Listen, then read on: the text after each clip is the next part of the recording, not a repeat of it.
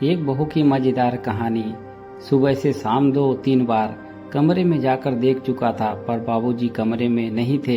इधर उधर ढूंढा, देखा तो बाबूजी पूजा घर में पूजा कर रहे थे। अब उस समय तो श्याम क्या कहता तो ऑफिस के लिए तैयार होने चला गया। थोड़ी देर बाद बाबूजी पूजा करके उठे तो सबसे पहले श्याम को ही आवाज दी, श्याम बेटा। श्याम कहाँ है? हाँ बुलाया आपने? हाँ बुलाया मैंने, लेकिन तू सुबह से मुझे ढूंढ क्यों रहा है? नहीं तो बाबूजी, ऐसी कोई बात नहीं है। नहीं बेटा, बात तो है। सुबह से पूरे घर में फिरकी की तरह तो घूम रहा चुका है।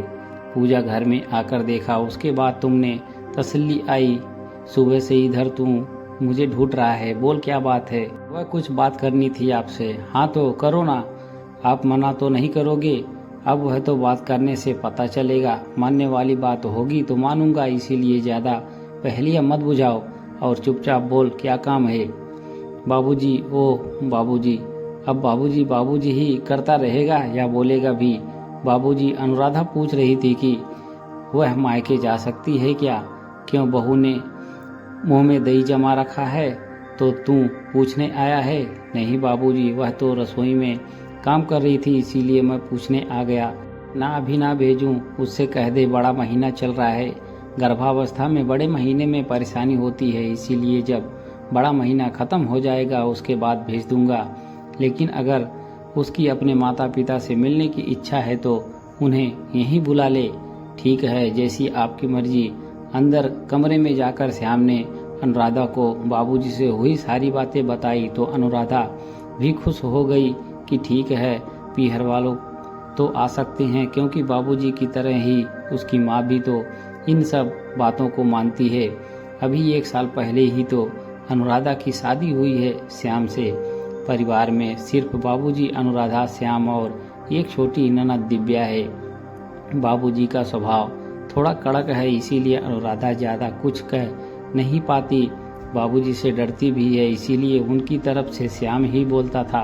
वह खुद आगे होकर कभी बाबूजी से कोई बात नहीं पूछती और ना ही कहती। और अनुराधा की तरफ से श्याम जब भी पूछता तो बाबूजी का हमेशा यही जवाब होता कि क्या बहू ने मुंह में दही जमा रखा है। वक्त यूं ही बीत रहा था। अनुराधा को 7वां महीना चल रहा था। अनुराधा को अगर कुछ भी खाने की इच्छा होती है तो वह श्याम को ही बोलती और श्याम वह सामान लेकर आ जाता था।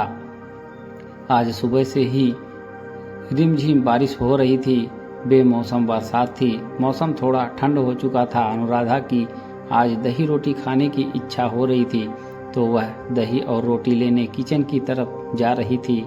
इतने में बाबूजी ने अनुराधा को कह दिया कि बेटा, आज दही मत खाना, क्योंकि मौसम ठंडा हो चुका है, तुम्हारी तबीयत खराब हो सकती है। उस समय तो अनुराधा ने सिर हिलाकर हाँ कर दिया, लेकिन अब कैसे बोले कि आज दही खाने की ही तो इच्छा हो रही है। पर मन मारकर चुपचाप अपने कमरे में आ गई। उसने श्याम से कहा तो श्याम ने भी मना कर दिया कि नहीं, इस मौसम में तुम दही रहने ही दो, तुम्हारी तबीयत बिगड़ जाएगी।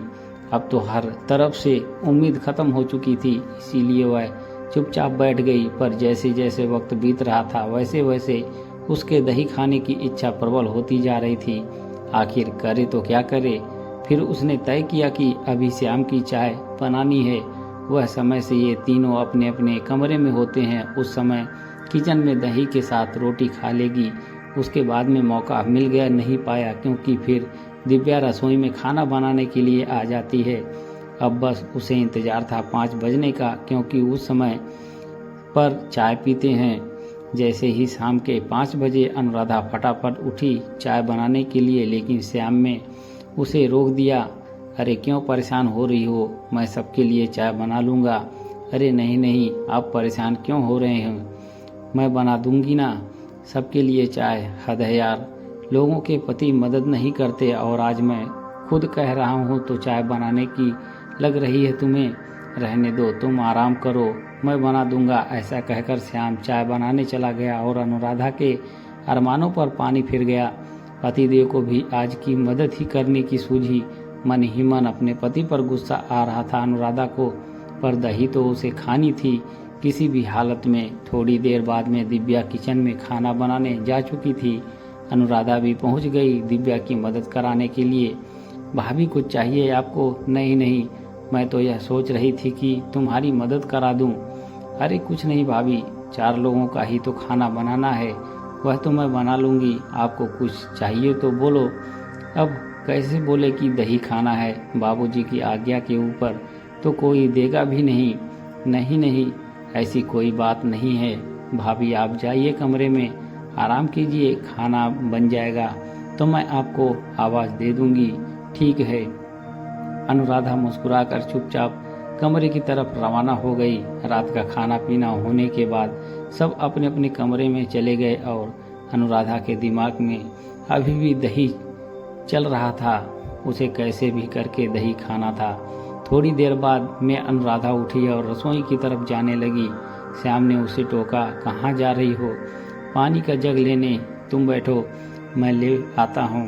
सचमुच इतने सांप तो कभी ना लौटे दिल पर जितने आज लौट रहे थे। हे भगवान, यह पति आज तो मेरा दुश्मन पूरा बना बैठा है। मेरा सारी मदद उसको आज ही करनी है, कोई बहाना भी नहीं चलने दे रहा।